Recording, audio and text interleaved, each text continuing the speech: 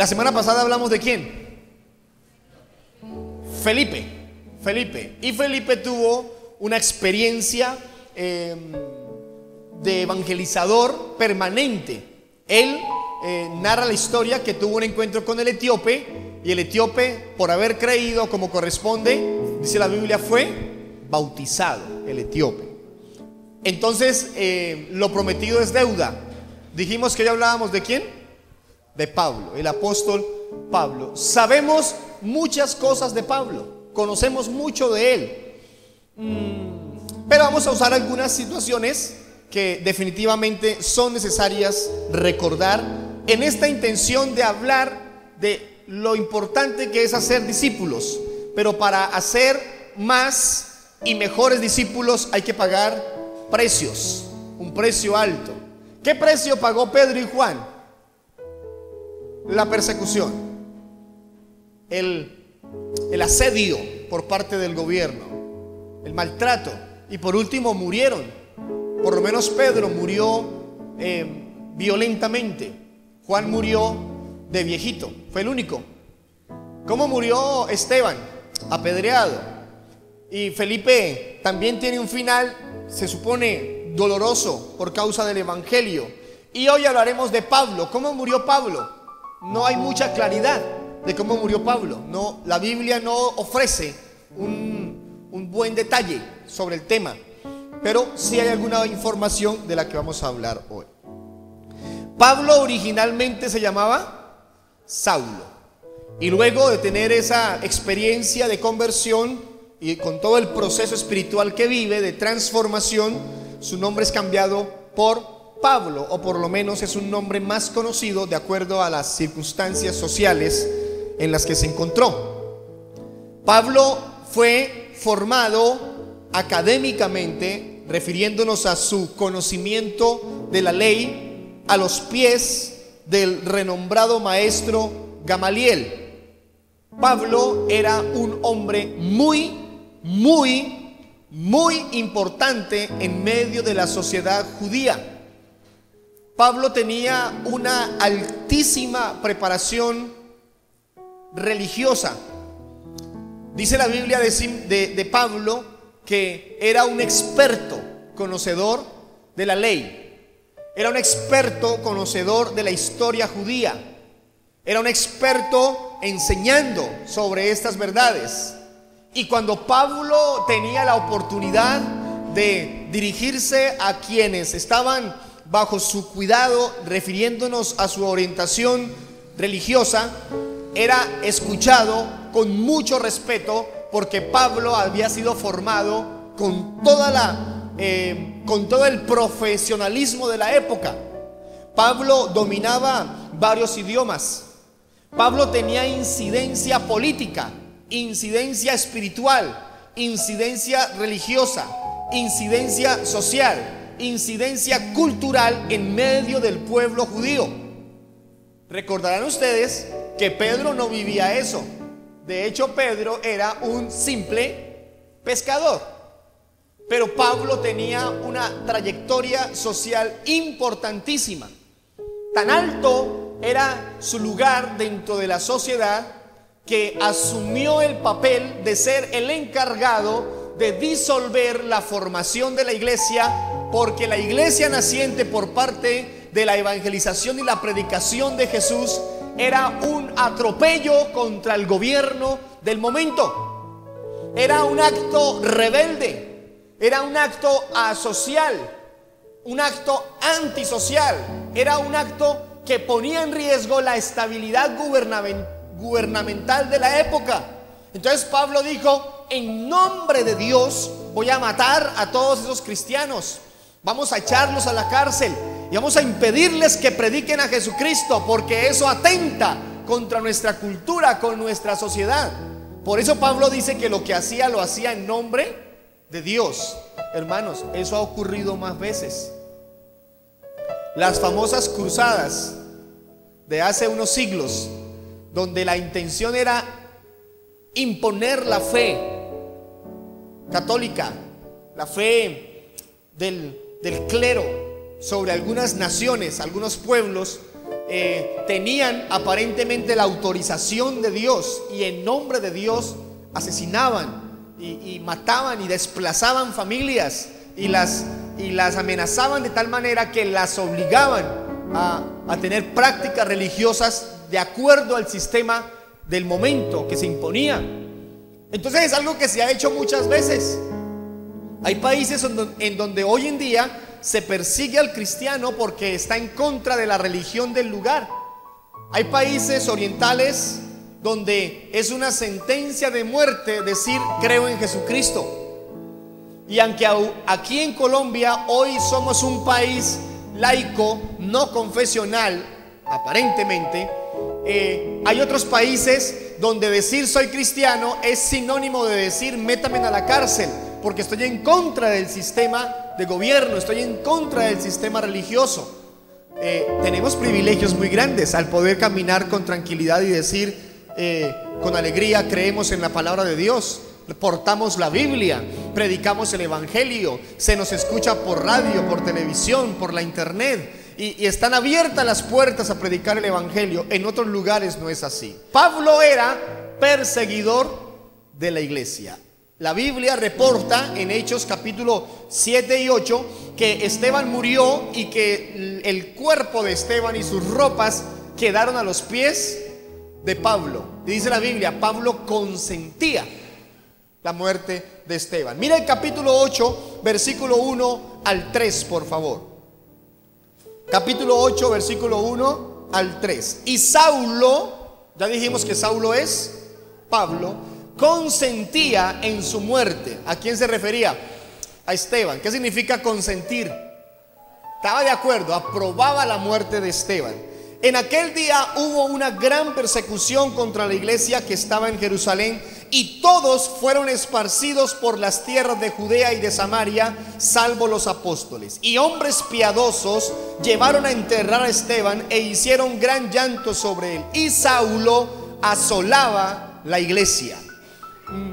Asolar implica destruir, dejar desierto, causar abandono. Asolaba la iglesia y entrando casa por casa arrastraba a hombres y a mujeres y los entregaba en la cárcel. A Pablito con sus prácticas. Capítulo 9, versículo 1 al 9. Capítulo 9, versículo 1 al 9. Saulo, otra vez estamos hablando de Pablo, respirando aún amenazas y muerte contra los discípulos del Señor, vino al sumo sacerdote y le pidió cartas para las sinagogas de Damasco, a fin de que si hallase algunos hombres o mujeres de este camino, los trajese presos a Jerusalén. Mas yendo por el camino, aconteció que al llegar cerca de Damasco, repentinamente le rodeó un resplandor de luz del cielo, y cayendo en tierra oyó una voz que le decía: Saulo, Saulo, ¿por qué me persigues? Él dijo: ¿quién eres, Señor? Y le dijo: yo soy Jesús a quien tú persigues. Dura cosa te es dar coces contra el aguijón. Él, temblando y temeroso, dijo: Señor, ¿qué quieres que yo haga? Y el Señor le dijo: levántate y entra en la ciudad y se te dirá lo que debes hacer. Y los hombres que iban con Saulo se pararon atónitos, oyendo a la verdad la voz, mas sin ver a nadie. Entonces Saulo se levantó de tierra y abriendo los ojos no veía a nadie. Así que llevándole por la mano le metieron en Damasco, donde estuvo 3 días sin ver y no comió ni bebió. Amén. Pablo tuvo una experiencia tan poderosa de conversión a partir de ese encuentro con Jesús. Jesús ya había muerto. Jesús ya había muerto. Pero Pablo entendía desde su concepto social, cultural y religioso que debía de tener el crecimiento de la iglesia. Entonces, camino a Damasco, llevaba papeles. El gobierno lo respaldaba. ¿Papeles para qué? Papeles para poder legalmente tomar a los cristianos, maltratarlos, torturarlos si era necesario, conducirlos a la cárcel y, si era justo, si era lo oportuno, incluso matarlos. Ese era el trabajo de Pablo. Pablo, camino a Damasco, tuvo un encuentro del que toda persona tiene que tener con el Señor. Ese día caminaba Pablo, por ahí se dice que Pablo iba en el caballo, que se cayó de un caballo. La Biblia no dice que iba ni en caballo, ni que no dice eso. Se supone que podía ir en caballo por ser un hombre tan importante, pero la Biblia no lo dice. Pablo iba camino a Damasco y una luz potente lo cubrió.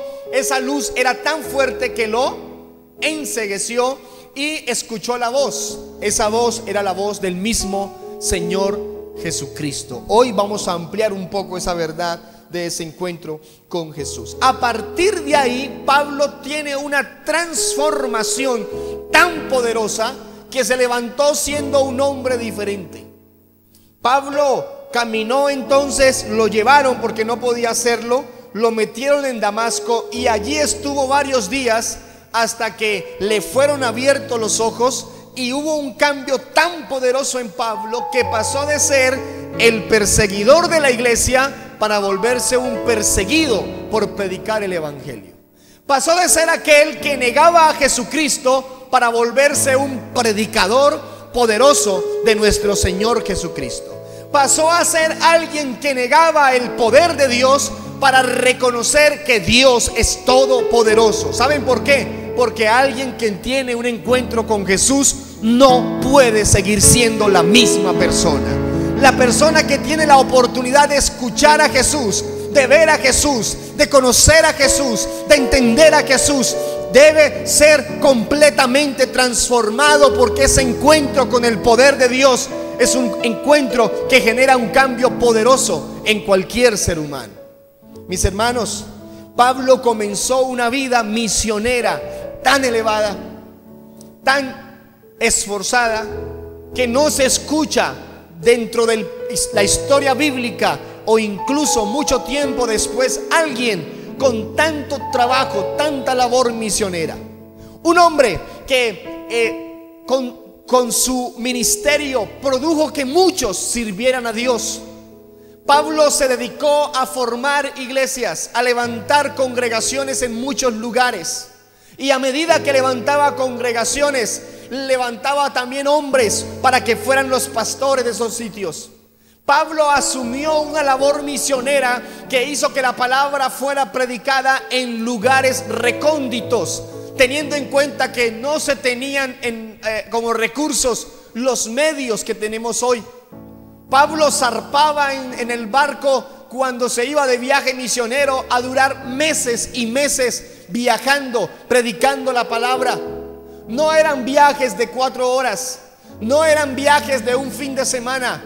Eran años enteros recorriendo diferentes pueblos, abriendo iglesias, visitando iglesias ya fundadas, predicando la palabra. Y mientras lo hacía, sufría todo lo que significa sufrir por causa de predicar la palabra. Mis hermanos, Pablo hizo una labor misionera tan extensa que todo el mundo conocido fue afectado por la predicación de la palabra de Dios. Hombres y mujeres se sumaron al ministerio de Pablo. Pablo con vehemencia les mandaba a predicar la palabra siguiendo el mandato de Jesucristo.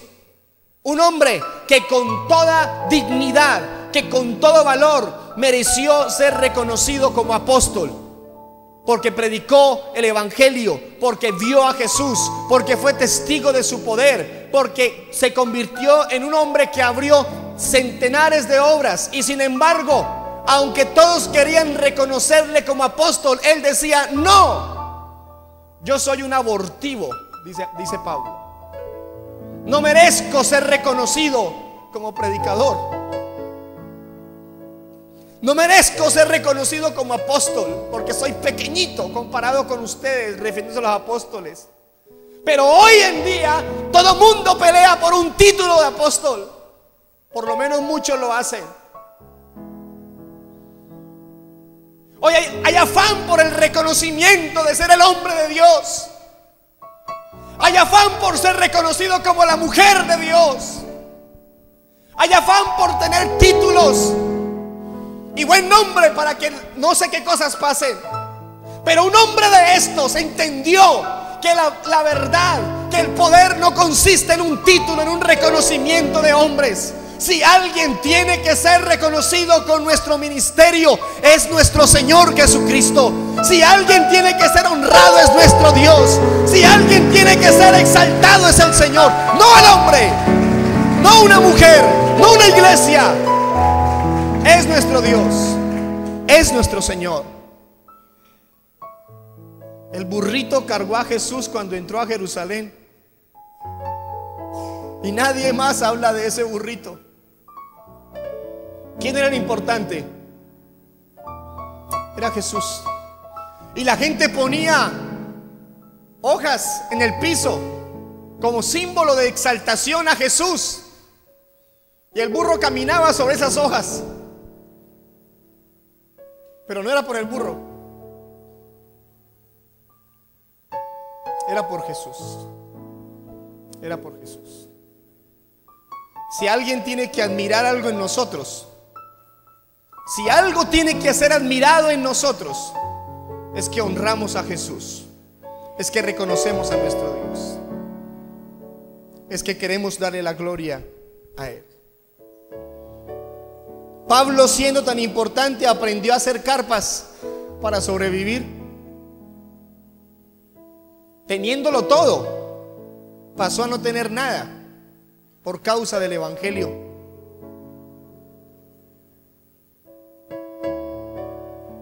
Aunque se predique en muchos lugares que hay que vivir con mucha plata, mucha dignidad para poder ser reconocidos como hijos de Dios, no.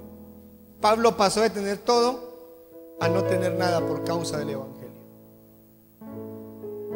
Murió. Todos apuntan a decir que murió violentamente por causa del evangelio. Sufriendo, murió sufriendo, pero nunca dejó de reconocer que Jesús es el Salvador, que Jesús es el Hijo de Dios, que Jesús es nuestro Rey y que Jesús tiene que seguir siendo predicado a todas las naciones para que hagamos más y más discípulos. Capítulo 22. Capítulo 22. Estamos en Hechos. Mire cómo él mismo resume su conversión en el capítulo 22. Pablo tiene la oportunidad de hablar en Jerusalén. Es arrestado y tiene la posibilidad de dirigirse a un grupo que lo está siguiendo. Capítulo 22, versículo 3. Él resume así su encuentro con Jesús.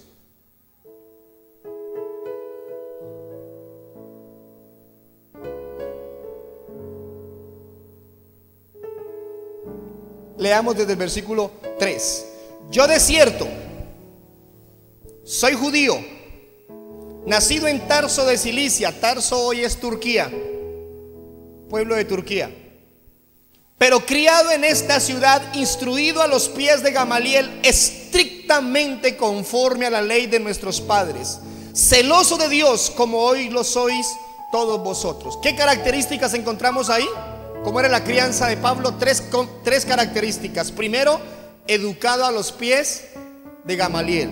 Es como si tu hijo te dijera: mamá, voy a estudiar en Harvard. ¿Dónde más? Ayúdeme. ¿Cómo? Oslo. Eso. Aquí en Colombia, ¿dónde? Los Andes. La Javeriana. Excelentes lugares. Mire, hermano, esto superaba cualquiera de esas posibilidades. ¿Quién es ese? Una vez llegó Pablo a Atenas, ya cristiano, ya convertido al Señor. Atenas, cuna de la ciencia, cuna de la civilización. ¿Quién es ese? Un tal Pablo, le decían Saulo. ¿De dónde viene? Por allá de Jerusalén. Ya. Le enseñó Gamaliel. ¿Cómo? Ser discípulo de Gamaliel. Venga para acá. porque ellos siempre querían escuchar cosas nuevas, dice la Biblia. Y Pablo les cantó la tabla ese día a los atenienses. Versículo 3, estamos diciendo: criado a los pies de Gamaliel, enseñado. Segundo, estricto en la ley. ¿Cómo era la vida de Pablo? Recta, correcta, justa, de acuerdo a la ley. Y tercero, celoso de las tradiciones, porque sí que hay gente que le gusta la tradición. Nos gusta eso, le gusta al pueblo la tradición. Pero ¿qué ocurrió? En el versículo 4: perseguía yo este camino hasta la muerte, prendiendo y entregando en cárceles a hombres y mujeres, como el sumo sacerdote también me es testigo, y todos los ancianos, de quienes también recibí cartas para los hermanos, y fui a Damasco para traer presos a Jerusalén, también a los que estuviesen allí, para que fuesen castigados. Ese era el trabajo de Pablo, así lo describe: ese era mi trabajo. Me dedicaba a asolar la iglesia, me dedicaba a perseguir cristianos, me dedicaba a echarles mano, encarcelarlos, castigarlos. Pero, mire el versículo 6. ¿Cómo arranca el versículo 6? Pero. Ese pero, ¿qué implica ahí? ¿Qué significa? Hay una ruptura ahí en el asunto, hay un cambio, algo ocurrió. Pero aconteció que yendo yo, al llegar cerca de Damasco, como a mediodía, de repente me rodeó mucha luz del cielo y caí al suelo. Hermanos, ¿cómo está el sol a mediodía? Fuerte. Tú no puedes ver el sol. Creo que hay algunas gafas que lo permiten, ¿cierto? Algunos lentes que permiten ver el sol. Pero realmente no, es muy complicado. Tú miras un segundo el sol y quedas de una vez encandilado. No puedes seguir viendo. Te molesta, es incómodo. Nuestros ojos no están hechos para eso. No alcanzan a soportar ese dolor. Hermanos, y la Biblia dice que la luz llegó y rodeó a Pablo, pero tuvo que haber sido una luz mucho más fuerte que el mediodía. Porque si no estaba encandilado por la luz del mediodía, y esa luz no solamente lo encandiló, sino que ¿qué le hizo? Lo dejó ciego. Y fue tan fuerte la luz que cayó al suelo, que cayó al piso. Hermanos, fue un encuentro poderoso con nuestro Señor. Y cayó al suelo y vio esa luz, dice la Biblia. Y vio una luz tan poderosa. Versículo 13. Versículo 13. 26:13. Mire capítulo 26. Versículo 13. Aquí vuelve y lo describe. Cuando a mediodía, oh rey, yendo por el camino, vi una luz del cielo que sobrepasaba el resplandor del sol, la cual me rodeó y a los que iban conmigo. Mis hermanos, fue una luz al mediodía que sobrepasaba el resplandor del sol. ¿Quién era? ¿Quién era? Jesús. Jesús es la luz. Jesús cambia la oscuridad, quita la oscuridad.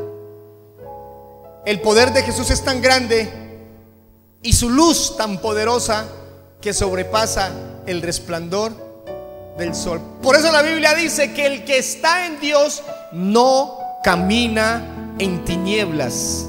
¿Por qué? Porque Él es luz. Y si alguien camina en tinieblas, el tal está mintiendo con respecto a que conoce a Jesús, porque Jesús es luz y no hay tinieblas en Él. Iglesia, la Biblia dice de sí misma, Salmo 119, versículo 105, lámpara es a mis pies tu palabra y lumbrera a mi camino. La palabra de Dios es luz. Él es luz. Y entonces, ¿por qué tanta oscuridad en medio del pueblo de Dios para tantas cosas? ¿Por qué tanto olvido de la verdad de Dios? ¿Por qué con tanta facilidad el desvío con respecto a conocer y a mantenernos en la fidelidad a Dios? ¿Por qué tanta tiniebla con respecto a asuntos de la palabra y de verdades divinas? Porque hay una insistencia en salir de esa luz. Versículo 14, mira lo que dice el versículo 14. Y habiendo caído todos nosotros en tierra, o sea que no se cayó solo Pablo. ¿Quién más se cayó? Los que iban con él. Oí una voz. ¿Qué fue lo primero que pasó con Pablo? Vio una luz. Y lo segundo que pasó, oyó una voz. Hermanos, este texto bíblico nos da luz sobre verdades que tienen que ser claras en medio nuestro. Quien quiere conocer a Dios tiene que verlo y tiene que oírlo. La fe es por el oír. ¿Pero oír qué? La palabra de Dios. ¿Y cómo van a conocer al Señor si nadie les predica? Dice la Biblia. ¿Y cómo van a oír si nadie les da el mensaje? Porque tenemos que oír la verdad. La Biblia dice que cuando Esteban predicaba, la gente se tapaba los oídos. ¿Lo recuerdan que predicamos de eso hace 15 días? La gente se tapaba los oídos para no oírlo. Pero aquí la palabra dice que tenemos que oír al Señor. Y Pablo escuchó a Jesús. Hermanos, ¿habrá una voz más hermosa que tú puedas escuchar? ¿Cuál es la voz que a usted más le gusta oír? La voz que a usted más le gusta oír. Seguramente, señoras, debe ser la de su esposo. Señores, seguramente debe ser la de su esposa. Papás, la voz que más nos gusta oír es la de nuestros hijos. Abuelita, abuelito, le gusta oír la voz de su nieto hablándole a media lengua. ¿Le gusta o no le gusta? Mi mamá llama desde Acacias y habla con nosotros, pero siempre termina en lo mismo: pásame a Martín, porque le encanta escuchar a Martín por teléfono. Pero no hay una voz tan hermosa, no hay una voz tan poderosa que podamos oír como la voz de nuestro Señor Jesucristo. Esa voz que llena de consuelo, esa voz que llena de paz, esa voz que llena de tranquilidad, esa voz que nos dice: no temas, yo te ayudo. Esa voz que está con nosotros en el silencio cuando todos callan. Está la voz de nuestro Señor Jesucristo. Cuando no se escucha lo que necesitamos oír de alguien, ahí está Él para hablarnos. Cuando el médico dice que no, ahí está Jesús para decir que sí. Cuando tu jefe dice no más, ahí está Jesús para decir sí, si se puede todavía. Cuando el profesional de turno dice no hay nada que hacer, Jesús dice sí, se puede hacer algo más, porque Él tiene la última palabra. La voz de Jesús tenemos que oírla todo el tiempo. Tenemos que oírla. Si no escuchas la voz de Jesús, preocúpate. Y con toda certeza puedo decirte que la voz de Jesús se escucha a través de su palabra, de su verdad. Acércate a ella para que lo escuches todos los días. Si alguien dice: a mí Dios no me habla hace un año, es porque hace un año no lee la Biblia. Si alguien dice: no volví a oír la voz de Dios, o la voz de Jesús, o la voz del Espíritu Santo, es porque hace mucho tiempo no lee la Biblia. ¿Quieres que Dios te hable donde quiera que estés, a la hora que sea? Abre la Biblia y léela, que esa es la voz de Dios para nosotros hoy en día. Versículo 15, estamos en el capítulo 26, versículo 15. Yo entonces dije: ¿quién eres, Señor? Para mí esa pregunta es un misterio. Para mí es un misterio. No lo he podido aclarar todavía. ¿Cómo estaba Pablo en ese momento? ¿Cómo estaba? Ciego. ¿Dónde estaba? Botado en el piso. Y pregunta: ¿quién eres, Señor? Y Señor está con mayúscula. ¿Qué quiere decir eso?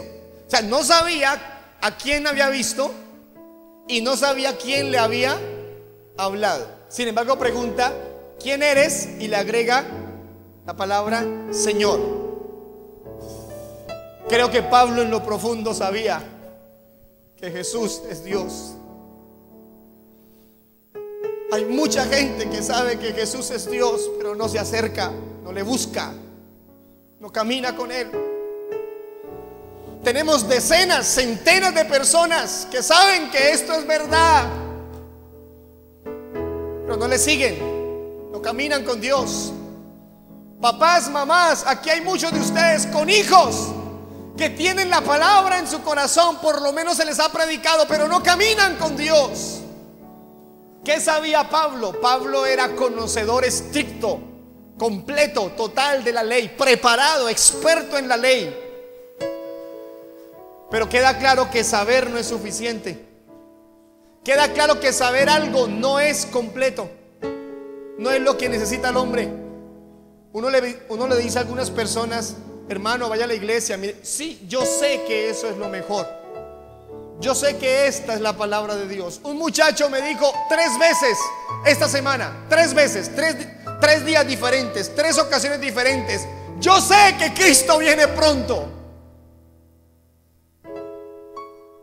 yo sé que Él viene pronto, las señales se están cumpliendo, pero no cambia, no va a una iglesia, no se congrega, no camina con Dios, porque queda claro que saber no es suficiente. Pablo lo sabía, pero no creía, no lo entendía. Hermano, hay un versículo en el Salmo 119 y no le voy a predicar de él, porque dentro de un mes o menos voy a predicarle completo de ese versículo. Y la Biblia dice: hazme saber tus estatutos. Y luego dice: hazme entender tus estatutos. Porque hay una distancia entre saber y entender. La gente sabe muchas cosas de Dios, pero no las ha entendido, porque ni las practica ni las cree. ¿De qué le sirve saber a usted que la mentira es pecado si sigue mintiendo? ¿De qué le sirve saber que la fornicación es pecado si sigue fornicando? ¿De qué le sirve saber que estar en unión libre es deshonra para con Dios, que es pecado, si sigue en unión libre? ¿De qué le sirve saber que no diezmar es faltarle a Dios, es pecado, que no ofrendar es pecado, y no lo hace? Y la gente insiste: yo lo sé, yo lo sé, yo lo sé. Eso no sirve de nada. Si fuera suficiente, la Biblia diría lo siguiente: al que sabe, todo le es posible. ¿La Biblia dice así? ¿Al que sabe todo le es posible? No, dice al que cree. De tal manera amó Dios al mundo, para que todo aquel que de él sepa no se pierda, mas tenga vida eterna. ¿Eso dice la Biblia? No dice eso. No dice para que todo aquel que de él sepa. Dice para que todo aquel que en él crea. Hermanos, no es suficiente con saber. Tienes que creerlo, tienes que entenderlo. Pablo sabía muchas cosas, pero Pablo iba rumbo al infierno. Pablo era conocedor, practicante de la ley, pero Pablo estaba en condenación. Pablo estaba creyendo que honraba a Dios, pero estaba cada vez más lejos de Dios. ¿Qué cambió la situación de Pablo? Que tuvo un encuentro con Jesús, vio una luz, oyó una voz, reconoció que Él era el Señor. El versículo 16 está el mensaje de Jesús para Pablo: levántate, ponte sobre tus pies, porque para esto he aparecido a ti, para ponerte por ministro y testigo de las cosas que has visto y de aquellas en que me apareceré a ti. ¿Para qué Jesús se reveló a Pablo? ¿Para qué una luz? ¿Para qué una voz? Para convertirlo en un hombre de Dios. Hermano, el día que usted conoció de Dios no pasó por accidente. El día que usted escuchó el mensaje de salvación no fue por casualidad, no fue porque usted estaba desocupado y para entonces ocupar el tiempo se vino a la iglesia. No fue que prendí la radio y el mensaje estaba ahí. ¡Qué casualidad! No, en esto no hay casualidad. En esto no hay accidentes. Esto no pasa por la ocurrencia de alguien. El día que escuchaste el mensaje de salvación y creíste en Jesús, es porque se cumplió lo que estaba planeado desde antes de la fundación del mundo. Si alguien está en esta mañana por primera vez, quiero decirle que no está aquí por casualidad. Dios, en su eterna gloria, poder y misericordia, en medio de su gran soberanía, estableció desde antes de la creación que hoy estaría en una iglesia cristiana, porque Dios tiene perfectos planes con todos nosotros. Tengo pensamientos de paz, dice la Biblia. Tengo pensamientos de bendición. Tengo pensamientos de ayuda, de protección, de compañía, dice la palabra. Y no pensamientos de tristeza y de dolor, de sufrimiento, refiriéndose a que Él quiere bendecirnos, quiere ayudarnos, quiere fortalecernos en el día malo, quiere estar con nosotros en medio de las cosas más duras, de los problemas más grandes. Él lo quiere hacer. ¿Cómo respondió Pablo? Versículo 19. Mire cómo responde Pablo a esa invitación de Jesús. Por lo cual, oh rey Agripa, no fui rebelde a la visión celestial. ¿Cómo responde una persona que ha tenido un encuentro con Jesús?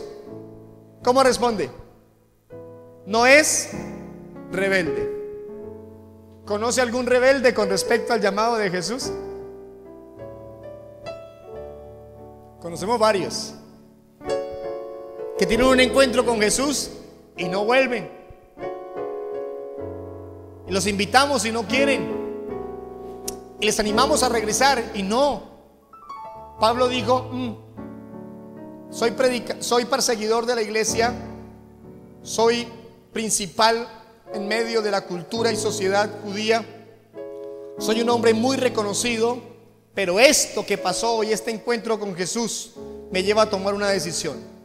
No le seré rebelde a Dios. Y abandonó toda su gloria, gloria de hombres, abandonó toda su fama, todo su reconocimiento, todas sus posesiones, todo lo abandonó para convertirse en un predicador del evangelio. No fue fácil. No fue fácil. Mire lo que dice el capítulo 9, versículo 16 de lo que fue el ministerio de Pablo. Leamos desde el 15 para orientarnos bien. 9:15, por favor ayúdame, Ariel. 9:15 y 16.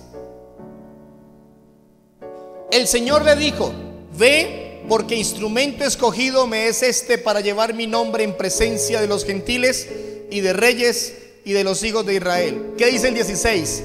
Porque yo le mostraré cuánto le es necesario padecer por mi nombre. Ay Dios, esto nos gusta mucho. ¿Qué dice el versículo? Pablo, te voy a mostrar cuánto te es, ¿qué? El sufrimiento para Pablo era necesario. Otra vez, el sufrimiento para Pablo era necesario. Pablo, tú necesitas sufrir. No es: Pablo, yo quiero que sufras. Pablo, yo espero que sufras. Pablo, yo necesito que tú sufras. ¿Eso le dijo Dios? ¿Le dijo Jesús? No. Pablo, tú necesitas sufrir. ¿Habría cosas que tenía que formar Dios en Pablo? ¿Sí o no? Por supuesto que sí. Por supuesto que sí. ¿Y qué usó Dios para formar esas cosas en Pablo? En Moisés, ¿qué usó? ¿Qué usó? El desierto, la persecución. Fue perseguido muchísimo. ¿Qué usó en Pedro? Las amenazas, la persecución, el abandono. Pedro se sintió abandonado y casi se descarría, ¿no? Se echó para atrás, pero Jesús fue y lo rescató. Pedro no volvió porque quiso, o por lo menos por su intención. Jesús fue y lo rescató. Todo tiene que ver con su misericordia y con su amor. mujeres que sufrieron, hombres que sufrieron. Pablo tenía que sufrir. Hermanos, voy a decírselo así para que lo pueda percibir como Pablo. Nosotros necesitamos sufrir. Así usted no diga amén, esa es la verdad. Así ahí no haya aplauso como lo hubo hace 3 minutos. ¿Sí? Nosotros necesitamos sufrir. Tal vez usted no sufra como sufrirá el que está al lado suyo. Tal vez no. Tal vez sufra menos. O tal vez va a sufrir más. Al que no ha sufrido, que no creo que haya gente aquí que no haya sufrido. Al que no ha sufrido, la noticia es: va a sufrir. Y el que está sufriendo, en cambio, va a seguir sufriendo. ¿Será que un día va a parar el sufrimiento? ¿Sí o no? Porque somos buenos para decirle a la gente que está sufriendo: vaya a la iglesia para que pare de sufrir. Así no funciona. Yo creo que Dios tiene el poder para cambiar cualquier circunstancia y detener el sufrimiento. Pero hay una promesa que poco reclamamos, poco exigimos, poco pedimos, poco peleamos por esa promesa. ¿Cuál es la promesa? En el mundo tendréis aflicción. Sí, Señor, trae esa promesa a mi vida. ¿Sí? ¿Le decimos eso al Señor? Sí, un día va a parar el sufrimiento. Va a detenerse completamente. Un día Él enjugará toda lágrima. ¿Dónde es eso? ¿Dónde es eso? Allá, en su presencia. Allá, en su presencia. ¿Pablo sufrió? ¿Ustedes qué creen? Segunda carta a los Corintios, capítulo 11.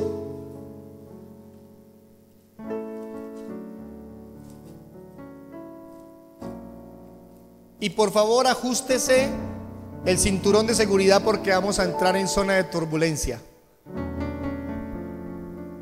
Segunda a los Corintios capítulo 11 versículo 23.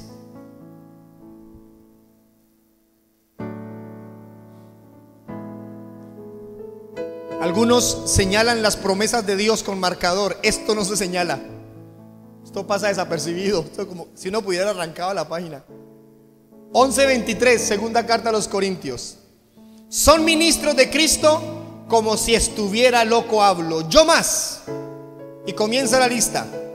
En trabajos, más abundante. En azotes, sin número. En cárceles, más. En peligros de muerte, muchas veces. De los judíos, 5 veces he recibido 40 azotes menos 1. Eso serían 190 y algo de azotes.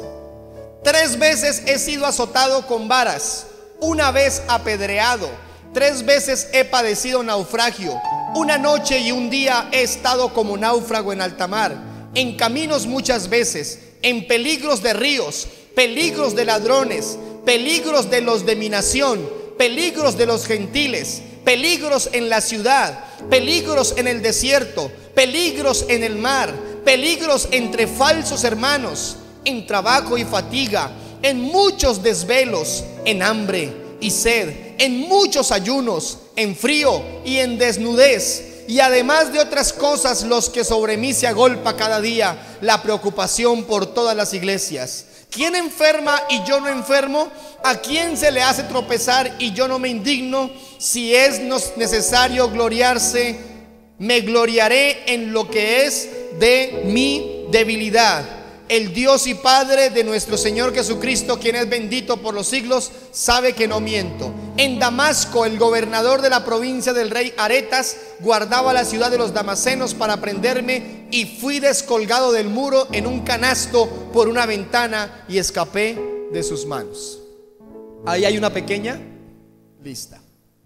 Una pequeña lista. ¿Quiénes lo azotaron? ¿Quiénes? Los judíos. ¿Qué hacían antes con Pablo, antes de convertirse? Lo seguían, era don Pablo. ¿Y ahora qué le hacían? Lo azotaban. Usted no me puede hacer eso. Ustedes no saben quién soy yo. Él no dijo eso. No importó quién era. Miren esta otra, capítulo 12. Ahí enseguida. Estamos en la segunda carta, capítulo 12, versículo 7. Léalo conmigo, ahí está en la proyección, ¿cierto? 7, Ariel, por favor. 7, versículo 7. Y para que la grandeza de las revelaciones no me exaltase desmedidamente, me fue dado un aguijón en mi carne, un mensajero de Satanás que me abofetee para que no me enaltezca sobremanera. ¿Qué le fue puesto? Un aguijón. ¿Qué es un aguijón? ¿Qué es un aguijón? Chuzo, hermano. En la carne. En la carne. ¿Alguna vez una avispita le ha puesto un aguijón? ¿Sí o no? ¿Sí? Hermanos, ¿para qué se le puso ese aguijón? ¿Para qué? ¿Para qué Dios le puso ese aguijón? Versículo 7, estamos, mire, para que la grandeza de las revelaciones no me exaltase desmedidamente. ¿Para qué Dios le puso ese aguijón a Pablo? Les digo una bien creo. Yo no soy llanero. O sea, yo nací aquí, pero llanero es el que es llanero, creo. Pero me sé una de los criollos. Cuando necesitan que el novillo o la novilla esté quieta para aplicarle la inyección o lo que sea, la juntan contra el corral y le tiemblan el lazo y la ponen las barandas así y la novillita queda ahí pegada. ¿Para qué?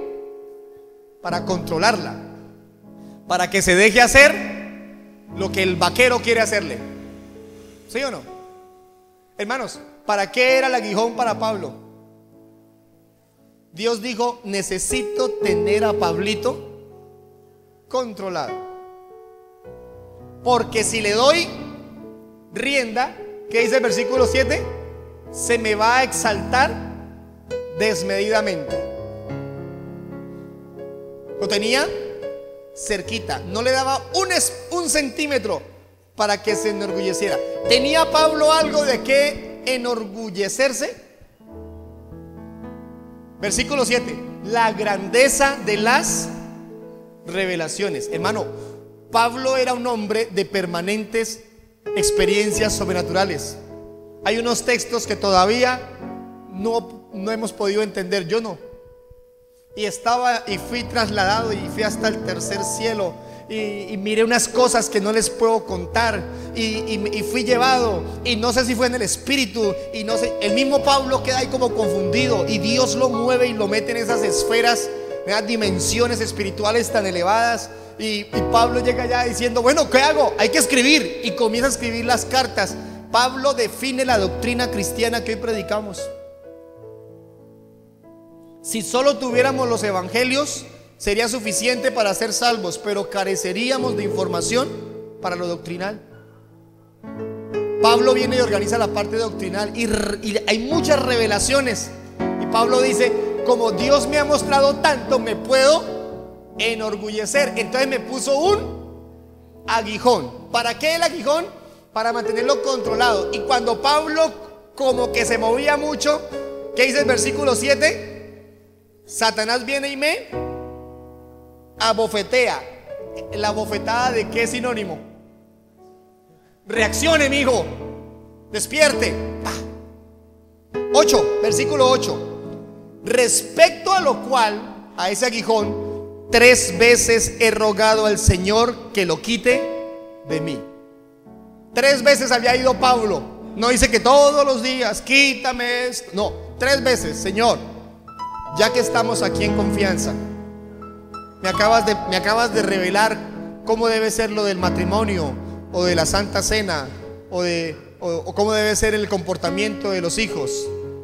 ¿Te puedo pedir un favor? Señor, quítame este aguijón. Quítamelo. Versículo 9. Entonces Dios le contesta: bástate mi gracia, porque mi poder se perfecciona en la debilidad. Y Pablo no comenzó: no, Señor, si no me lo quita no sigo, si no me lo quita no vuelvo, si usted no me ayuda dejo de ir a la iglesia. No digo eso.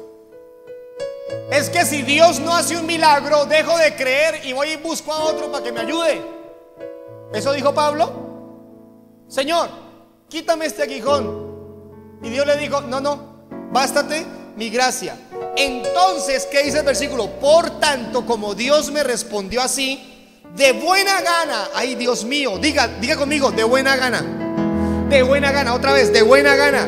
Hágalo con alegría. De buena gana me gloriaré más bien en mis debilidades, para que repose sobre mí el poder de Cristo. Por lo cual, léalo. Por lo cual, versículo 10, por amor a Cristo me gozo en las debilidades, en afrentas, en necesidades, en persecuciones, en angustia, porque cuando soy débil, entonces soy fuerte. Pablo está diciendo: si algo tengo que gloriarme, es en el amor y el poder de Dios. Si algo tienen que saber de mí, es que amo a Dios, que le sirvo a Dios. Nada más, nada más. Último texto, Filipenses 4, poquito más adelante, versículo 10.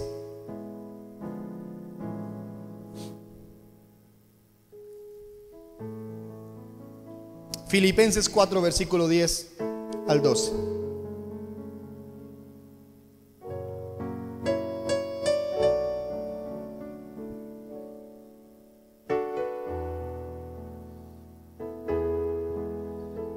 Filipenses 4:10. Aquí está en la proyección. En gran manera me gocé en el Señor de que ya al fin habéis revivido vuestro cuidado de mí, de lo cual también estabais solícitos, pero os faltaba la oportunidad.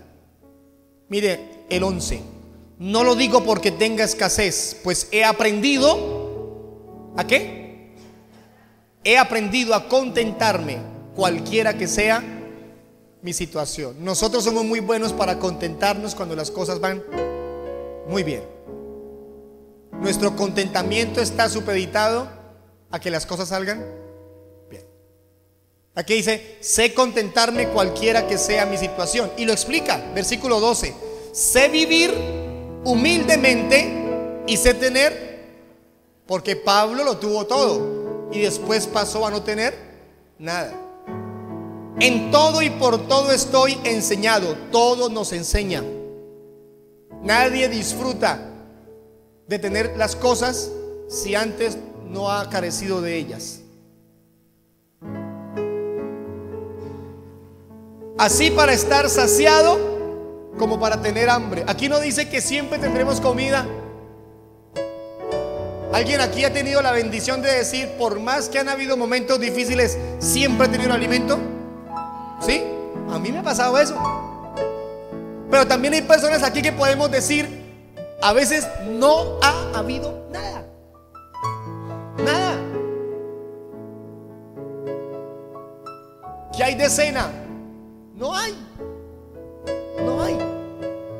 Dios dejó de ser Dios. Perdón por la expresión. ¿Le quedó grande a Dios sostenernos? ¿No pudo Dios proveernos? Dios es el dueño del oro y la plata. Todo le pertenece a Él. Él enriquece a quien Él quiere y Él puede darnos todo, absolutamente todo lo que necesitamos. Pero como le dijo el Señor a Pablo, necesitamos sufrir, pasar por momentos difíciles. ¿Cómo valora uno una sopita cuando lleva 2 o 3 días sin comer nada? Porque algunos se dan el lujo de decir: ¿sopa? ¿Sopa? ¿Y la carne?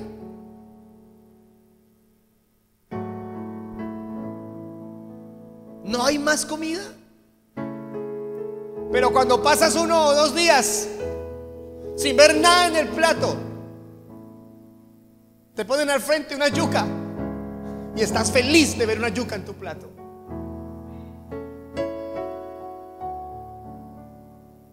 ¿Cuándo se valora la salud?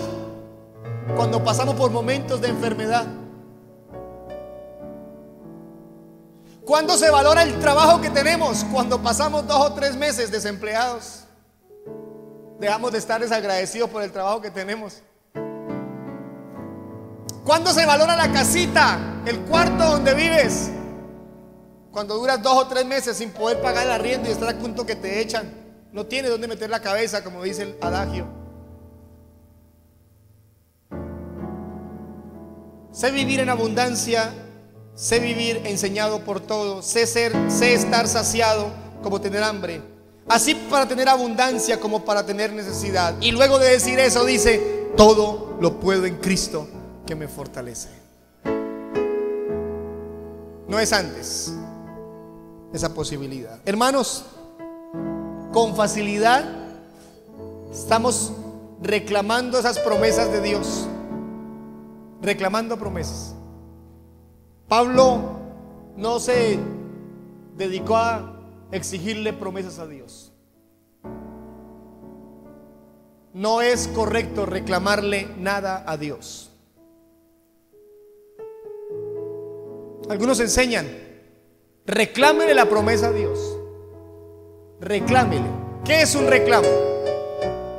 ¿Qué es un reclamo? Una exigencia. ¿Cuándo reclama uno algo? ¿Cuándo?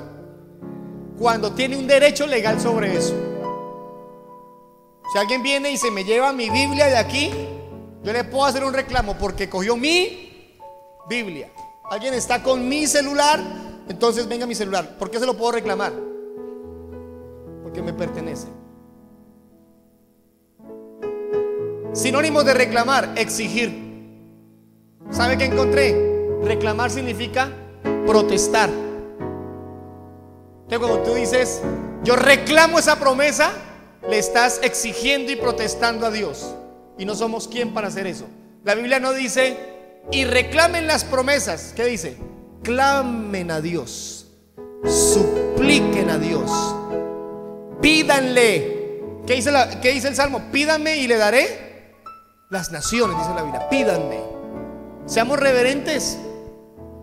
Hermano, a mí mi hijo viene y me reclama: papá, ¿y la comida? Yo lo pongo en su sitio. No tiene por qué reclamármelo a mí. ¿Y es mi deber dárselo? Sí. Pero me irrespeta cuando me reclama. Entonces, ¿qué nos hace pensar que nosotros sí podemos reclamarle a Dios algo? Él merece nuestro completo respeto. Y si Él quiere darnos el cumplimiento de alguna de sus promesas, será el resultado de su misericordia, de su bondad y de su amor. No es el resultado de su derecho legal sobre él. Pablo no entró a reclamarle nada a Dios. Señor, si tú quieres, hazme un favor, quítame este aguijón. Porque la Biblia dice que el que ora va a ser sanado por Dios. Entonces Pablo, ¿por qué estaba enfermo? Se cree que el aguijón era una enfermedad. ¿Por qué estaba enfermo? Pablo enfermo, no entiendo eso. Si Pablo sanaba por los enfermos y los enfermos se sanaban, ¿y Pablo enfermo?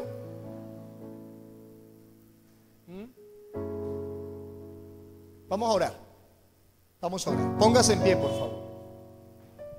Sin duda alguna, Pablo pagó un altísimo precio por servir a Dios. Él entendió el propósito que tenía en la tierra: predicar la palabra. Nosotros hemos sido llamados como Pablo, a predicar su palabra, a compartir el mensaje.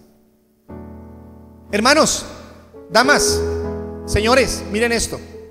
Tal vez usted y yo no vayamos a viajar como viajó Pablo por todo el mundo predicando. Seguramente no vamos a escribir como él lo hizo. Tal vez nuestra labor en el Señor no va a ser tan grande, tan reconocida. Tal vez nadie un día va a decir: fulanita de tal o fulanito de tal predicó en Yopal, en Casanare, y van a recordarnos. Tal vez no, tal vez nunca pase. Pero lo que sí está claro es que siempre tendremos la posibilidad y el deber de compartir el mensaje de Dios a las personas que nos rodean.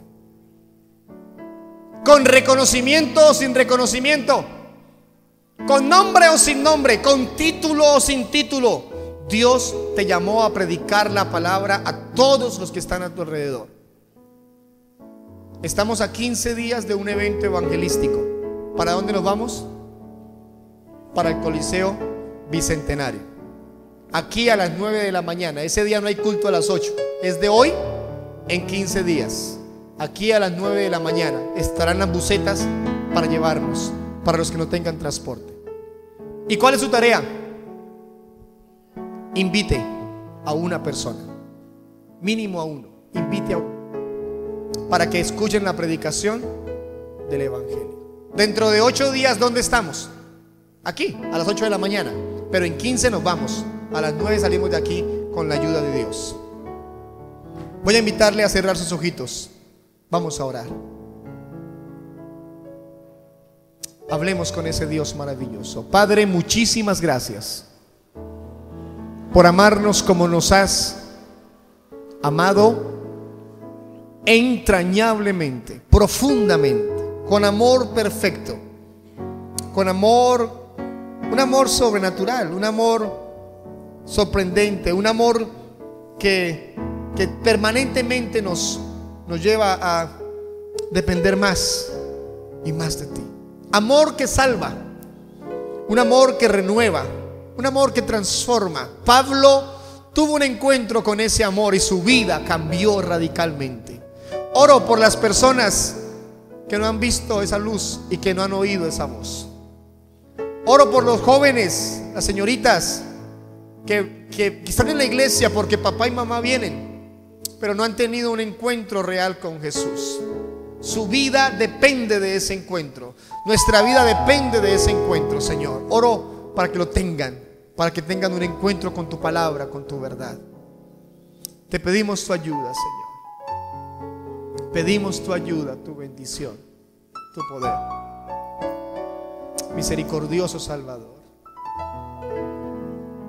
¿Alguien está enfermo? Levante su manito, vamos a orar. Padre, hemos predicado estos días que estos hombres predicaban tu palabra y lo que predicaban era confirmado por milagros. Oro porque lo que estamos predicando tú lo confirmes con milagros. Sana por favor al que está enfermo. Levanta al que está caído. Fortalece al que está débil. Ayuda al que está sufriendo. A la mujer que sufre en silencio. Al hombre que sufre en silencio. La mujer que está preocupada. El hombre que está angustiado. Ayúdalo por favor. Tienes el poder para sanarlo, para ayudarlo, para bendecirlo. Alguien aquí está a punto de tomar decisiones radicales sobre su vida con respecto a irse o quedarse, trabajar en ello o no, cambiar de ocupación. Señor, dirígele por favor, guíalo, guíalo. Te pido que abras puertas para los que necesitan una respuesta con urgencia en algún área de su vida. Oro por el esposo de estas mujeres, oro por la esposa de estos varones, por los hijos, para que tú los ayudes y los bendigas en el santo nombre de Jesucristo.